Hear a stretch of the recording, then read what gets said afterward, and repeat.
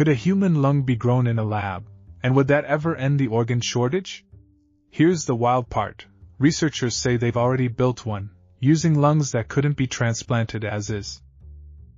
Let's start with what organ donation really is. It's the removal of organs or tissues from someone who recently died or from a living donor so they can be used for transplantation. And right now, it's basically the only way to replace an organ that isn't working for a patient, but it depends on complicated factors like immune rejection and whether a suitable organ is available. Now, something big may be changing. Scientists at the University of Texas Medical Branch, UTMB, in Galveston report that they created a human lung for the first time in history.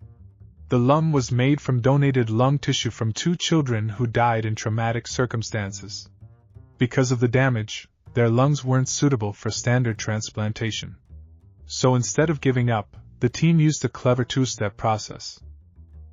First, they took one lung and treated it like a biological scaffold, a structure made mainly of collagen and elastin. Then they seeded it with cells from the other lung. After that, they placed the scaffold into a nutrient-filled chamber so the cells could grow and develop. 4 weeks later, they produced a complete human lung.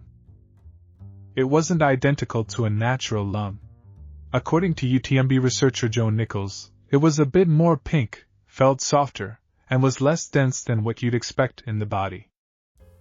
This approach isn't totally out of nowhere either. The same technique worked successfully before, about 4 years ago, in lungs grown from rats and pigs. And for this latest human version, the researchers are clear: the lab-made lung isn't fully functional yet. The next challenge is proving it can actually exchange gas like a real lung, and be safe enough for transplant. Still, this could be a game changer. The team suggests it may take at least 12 years of additional testing before these lab-grown lungs could be used in real transplants.